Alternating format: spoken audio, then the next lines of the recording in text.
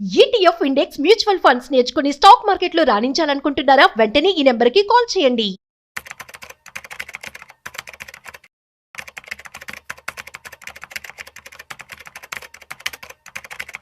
Sir నమస్తే sir. నమస్తే sir. Sundara Rao గారు, ఇప్పుడు గోల్డ్కి సంబంధించి మనందరికీ బాగా తెలిసింది 22 క్యారెట్స్, 24 క్యారెట్స్. 22 క్యారెట్స్ అంటే మనం ఒంటి మీద ధరించే ఆభరణాలు, 24 క్యారెట్స్ అంటే గోల్డ్ బిస్కెట్లు, గోల్డ్ బార్లు. బట్ ఈ మధ్య కాలంలో ఈ గోల్డ్కి సంబంధించి మళ్ళా ఏదో 18 క్యారెట్స్, ఏదో మన 14 క్యారెట్స్, 9 క్యారెట్స్, 10 క్యారెట్స్ అంటే కూడా రకరకాల గోల్డ్ క్లాసిఫికేషన్ వచ్చేసింది. మళ్ళీ దీంట్లో ఏదో రోజ్ గోల్డ్ అంట, వైట్ గోల్డ్ అంట, బ్లూ గోల్డ్ అంట, రకరకాల క్లాసిఫికేషన్ కదా. ఒక్కసారి అసలు గోల్డ్కి సంబంధించినటువంటి ఎటువంటి క్లాసిఫికేషన్స్ ఉన్నాయి, దేని ఎలా అర్థం చేసుకోవాలి? అచ్చం ప్యూరెస్ట్ గోల్డ్ అంటే 24 క్యారెట్స్ అండి. 99.9% గోల్డ్ ఉన్న దాన్ని మనం ప్యూరెస్ట్ గోల్డ్. ఆ గోల్డ్ అంటే 24 క్యారెట్స్ అనమాట. అయితే ఇది మరీ వెరీ సాఫ్ట్ గా ఉంటది. ఎంత సాఫ్ట్ అంటే గట్టిగా వచ్చాం అనుకోండి, డిజైనింగ్ అంత పోద్ది. గట్టిగా ఫోర్స్ గా నువ్వు నొక్కావంటే డిజైన్ పోద్ది. అది అలాంటి మేడం మీద మనం ధరించలేం కదా. ప్రెజర్ గ్రోత్ ఊరిన డిజైన్ పోతుంది కదా, అప్పుడు ఆర్టిజన్ యొక్క వర్క్ పోతుంది కదా. అందుకని దీన్ని బంగారం రూపంలో మనం బిస్కెట్స్ రూపంలో నిల్వ ఉంచడానికి పనికొస్తుంది తప్ప వంచడానికి పనికిరాదు. ఎందుకంటే గట్టిగా ప్రెజర్ క్రియేట్ చేస్తే ఒత్తుపద్దు కాబట్టి. అందుకని మనోళ్ళు ఏం చేస్తారంటే దాన్ని ఆర్నమెంట్ లోకి వాడటం కోసం బంగారాన్ని తగ్గిస్తారనమాట. బంగారం ప్యూరిటీని తగ్గిస్తే వేరే మెటల్ ని లోడ్ చేస్తారు. సో 22 క్యారెట్స్ అన్నాం అనుకోండి, 91.6% గోల్డ్ ఉంటుంది. 91.6% గోల్డ్ ఉంటుంది. రెస్ట్ ఆఫ్ థింగ్స్ ఏంటంటే వేరే మెటల్స్, కాపర్ కావచ్చు, పెడలియం కావచ్చు, లేకపోతే మన సిల్వర్ కావచ్చు, వీటిని యాడ్ చేస్తారు ఆ స్ట్రెంత్ కోసం. ఓకే, ఇప్పుడు ఇది సాఫ్ట్ అయిపోద్ది, వెరీ సాఫ్ట్ నుంచి కొంచెం సాఫ్ట్ అయిపోద్ది ఇది. కాబట్టి నువ్వు ఇంకా డిజైన్ చేసుకోవచ్చు, దారం లాగా థ్రెడ్స్ లాగా ఓపెన్ చేసుకోవచ్చు అన్నమాట నీకు. So 22 carats very popular. 22 carats తర్వాత 18 క్యారెట్స్ అండి. 18 అంటే 75% గోల్డ్ ఉంటుంది. ఓన్లీ 75% గోల్డ్ ఉన్న ఆర్నమెంట్స్ ని మనం 18 క్యారెట్స్ అంటాం అనమాట.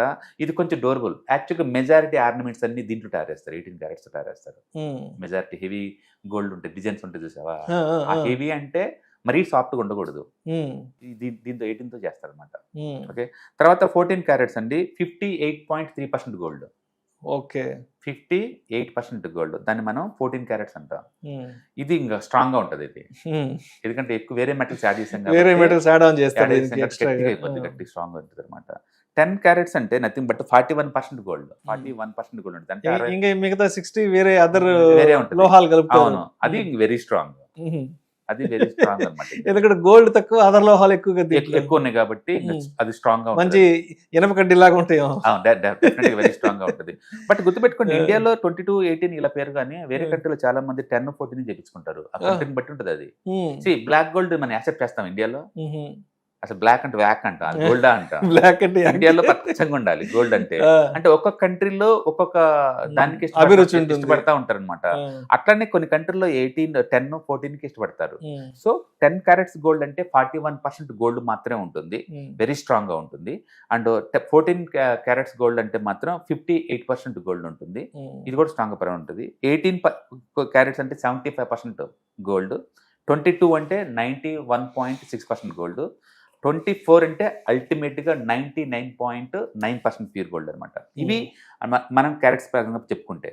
ఓకే, ఇప్పుడు ఇదే కలర్ వైజ్ చెప్పామనుకోండి, గోల్డ్ మనకి ఇండియాలో అయితే ఎల్లో కలర్ చాలా popular, yellow colour. But abroad లో చాలా వాటిలో black, yellow, rose colour and silver colour, ఇవి చాలా పాపులర్, ఈ 4 కలర్స్ అనమాట.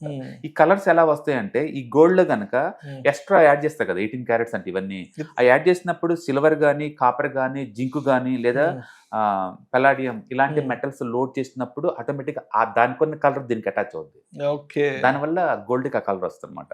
ఓకే, అండ్ ఎల్లో కలర్ వచ్చింది అనుకోండి, ఆ ఎల్లో కలర్ 22 క్యారెట్స్ గోల్డ్ అనుకోండి, దాంట్లో 5% సిల్వర్, 2% కాపర్, 1% జింక్ కలుపుతారు, అందుకే నీకు ఎల్లో వస్తుంది.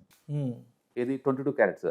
అదే 9 క్యారెట్స్ గోల్డ్ అన్నాం అనుకోండి, గోల్డ్ 91 బదులు 37 పెడతాడు, అండ్ సిల్వర్ 42% పెడతాడు, అండ్ కాపర్ 20% పెడతారు. ఇది 9 క్యారెట్స్ గోల్డ్ అంటే సిల్వర్, కాపర్ ఆ రెండు లోడ్ చేయడం వల్ల ఎల్లో కలర్ వచ్చేస్తాను నీకు.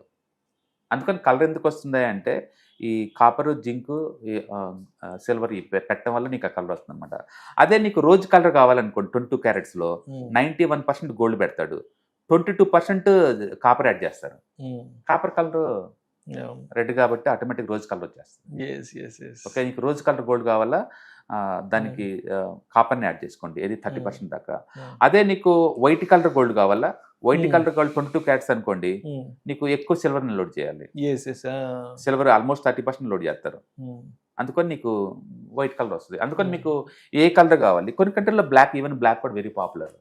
ఓకే, సో వాళ్ళు ఏ కలర్ లోడ్ చేస్తాను దాన్ని బట్టి వస్తుంది అనమాట. సో గోల్డ్లో silver, zinc and copper and Palladium, ఈ మెటల్స్లో ఏ మెటల్ లోడ్ చేశారు అని దాన్ని పెట్టేసి నీకు బ్లాక్ కానీ, వైటిష్ అంటే సిల్వర్ కలర్ కానీ, రోజ్ కానీ అండ్ పింక్ గానీ వస్తాయి అనమాట. మీకు ప్యూర్ గోల్డ్ అయితే ఎక్కువ సార్లు లైట్ ఎల్లోయిష్ ఉంటుంది, ఎల్లోయిష్ ఉంటుంది అనమాట.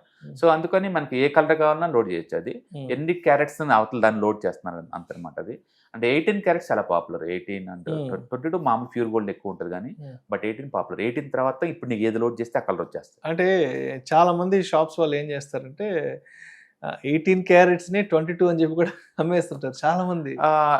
ఆర్నమెంట్ లో ఉన్నప్పుడు మెయిన్ ఏంటంటే మీకు ఎంతకంత తెలుసుకొని తీసుకెళ్ళిపోవడం బెటర్. అండ్ బ్రాండెడ్ వాటిలో ఏంటంటే గ్యారంటీ కార్డులు, బైబ్యాక్ కార్డులు ఇస్తారు కాబట్టి తిరిగి ఇవ్వడం గ్యారంటీ. మన ఇంటి దగ్గర తెలిసిన వాళ్ళ దగ్గర తయారు చేస్తుంటారు, అక్కడ 18 22 ఇచ్చేస్తారు వాళ్ళు, ఆటోమేటిక్ మారిపోతుంది. బట్ పల్లెటూరులో ఏంటంటే వాళ్ళు కలర్ ని ఇష్టపడతారు. ఎల్లో ఇష్కుంటే ఎంత ఎల్లో ఇష్కుంటే అంత లైక్ చేస్తారు. బట్ వాళ్ళకి అర్థం కావాల్సింది ఏంటంటే ఆ ఎల్లో ఇష్ కలర్ అనేది గోల్డ్ నుంచి రావట్లేదు, వేరే మెటల్స్ వచ్చిన అద్వతిసాలు. అందుకని కొన్ని కంట్రీస్ లో అయితే, ఆఫ్రికా లేదా వెస్టర్న్ కంట్రీస్ లో అయితే బ్లాక్ గోల్డ్ చాలా పాపులర్. వాళ్ళు డిగ్నిఫైగా ఉంటుంది అని చెప్పేసి బ్లాక్ పెట్టుకుంటారు. అది గోల్డ్ అనే విషయం మనం యాక్సెప్ట్ చేయం, మనం చేయం పర్టికులర్ గా. అందుకని ఇండియాలో గోల్డ్ అనేది ఒక స్టేటస్ సింబల్. చాలా మంది ఇన్వెస్ట్మెంట్ అనుకుంటారు కానీ ఇండియాలో అది ఇన్వెస్ట్మెంట్ కానే కాదండి, it's a status symbol. Okay, అది ఒక స్త్రీధనం లాగా ఇచ్చే ఒక వస్తువు అనమాట, అంతే. ఎందుకంటే ఇన్వెస్ట్మెంట్ అని చెప్తే నీకు క్యాష్ ఫ్లో ఉండదు, ఎంతకంత నాకు వస్తూ ఉండాలి అప్పుడప్పుడు. ఈ గోల్డ్ అలాంటివి ఏం రావు కదా, నువ్వు అమ్మవు కదా, ఎప్పుడు అమ్ముదాం అనుకుంటే ఎప్పటికి అమ్మలేదు జీవితంలో. అందుకని బెటర్ ఏంటంటే క్యాష్ ఫ్లో అసెట్స్ క్రియేట్ చేయడం చాలా ఇంపార్టెంట్. అందుకని బెస్ట్ ఏంటంటే మీరు ఇప్పుడు గోల్డ్ కొందాం అనుకుంటే ఈ కార్యెట్స్ తో సంబంధం లేదు, ఈ కలర్ తో సంబంధం లేదు, అండ్ ఎప్పుడు కావాలంటే అప్పుడు కొనేలాగా, ఎప్పుడు కావాలంటే అప్పుడు అమ్మేలాగా ఉన్న ఈటీఎఫ్స్ బాగుంటాయి. కాబట్టి ఎంత చక్కగా ఒక ట్రేడింగ్ అకౌంట్ ఓపెన్ చేసుకోండి, ఈటీఎఫ్స్ కొనుక్కోండి. పర్టికులర్ కూడా గోల్డ్ పడింది అన్నప్పుడు, పెరిగింది అన్నప్పుడు సెల్ బటన్ నొక్కండి, చాలా ఈజీ. అదే గోల్డ్ కొన్నట్టు ఉంటుంది, ఎప్పటికి ఎంత కాలం ఉంచుకోవచ్చు, పెరిగినప్పుడే అమ్మేసుకోవచ్చు, మీ కంట్రోల్లో ఉంటుంది కదా. బట్ సెకండ్ క్వశ్చన్ ఏంటంటే అసలు గోల్డ్ ఎందుకు పెడదాం అనుకుంటున్నావు, సింగిల్ అసెట్లో ఎందుకు పెడదాం అనుకుంటున్నావు.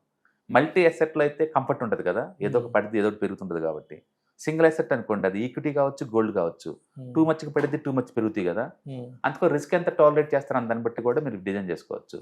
నాకు రిస్క్ వద్దు అనుకుంటే better to go for multi assets. నాకు రిస్క్ తీసుకుంటారు, రివార్డ్ ఎక్కువ కావాలనుకుంటే సింగిల్ అసెట్ చూడండి, అది ఈక్విటీ కావచ్చు, రియల్ ఎస్టేట్ కావచ్చు, గోల్డ్ కావచ్చు. Thank you sir, thank you so much Sundara గారు. హాయ్, నేను మీ సుందర రామిరెడ్డి. ఈ వాలటిలిటీ మార్కెట్లో మనీ ఎలా మేక్ చేయాలని ఆలోచిస్తున్నారా? అంటే స్టాక్ మార్కెట్ బాగా బ్లీడ్ అవుతున్న ఈ టైంలో పోర్ట్ఫోలియోస్ అన్ని కూడా బ్లీడ్ అవుతున్నాయా? అండ్ ఈ వాలటిలిటీని ఎలా హ్యాండిల్ చేయాలి, లాంగ్ టర్మ్లో మంచి పోర్ట్ఫోలియో ఎలా బిల్డప్ చేయాలో ఆలోచిస్తున్నారా? అలాంటి వాళ్ళ కోసమే ఈ వెబినార్. రాబోయే ETFs, index funds and mutual funds వెబినార్లో పార్టిసిపేట్ చేయండి.